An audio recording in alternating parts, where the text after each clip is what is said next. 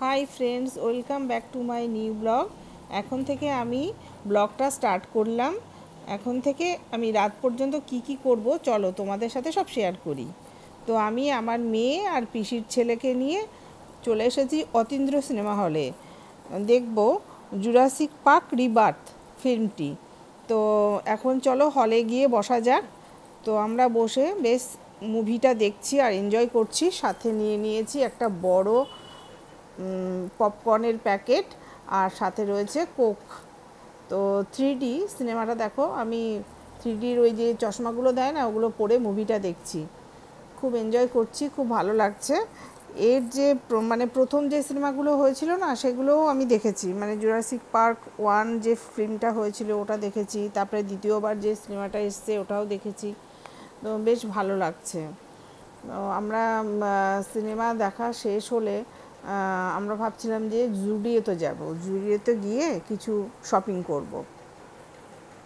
তো দেখি কি করা যায়।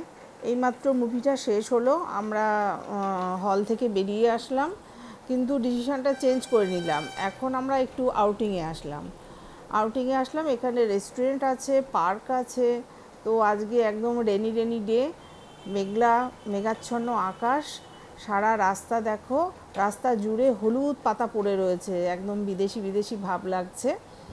আর সবুজ প্রকৃতিটা দেখতে এত ভালো লাগছে। আর কত যে প্রাচীন বটগাছ রয়েছে, দেখলে যেন মনটা উদাস হয়ে যায়। তো এই গাছটার ছবিটা আমি তুলে নিয়েছি। খুব বড় প্রাচীন একটা গাছ, গাছটার নাম জানি না ঠিক আমি। তো চলো, যেতে যেতে আমরা নদীর ধারের কাছাকাছি চলে এসেছি। নদীর ধারের ডান দিকে মন্দির আছে, মন্দিরে অনেকে দর্শন করছে, পুজোও করছে।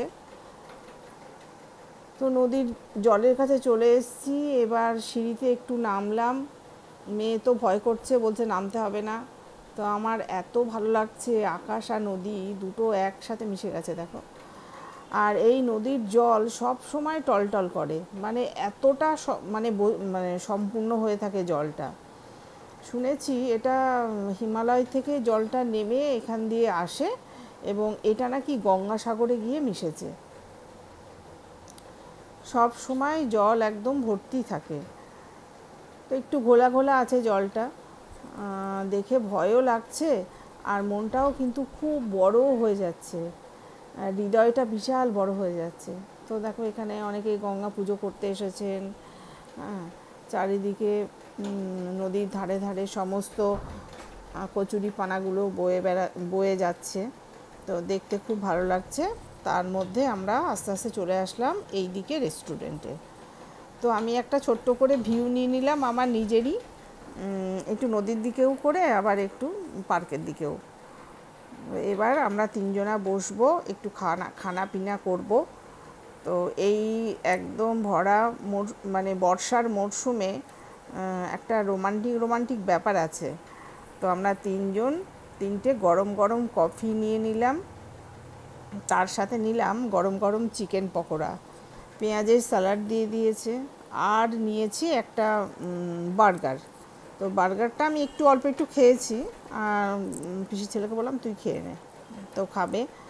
তো গরম গরম কফির কাপে চুমুক দিতে দিতে কত গল্প আমরা করলাম। খুব এনজয় করছিলাম, খুব ভালো লাগছিল মনটা। আমি এই ফার্স্ট আসলাম এখানে। আমি শুনেছি অনেক দিন আগে, কিন্তু আসা হয়নি।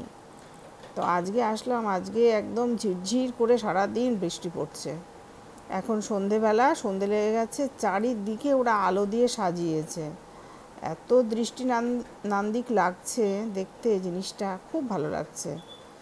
তো এবার যাব বাড়ির পথে, বাড়ির দিকে রওনা দেব। তো বাড়িতে চলে আসলাম। বাড়িতে এসে ভালো করে ফ্রেশ হয়ে নিলাম। মাথার চুল তো সব ভিজে গেছে, ড্রেস চেঞ্জ করে নিলাম।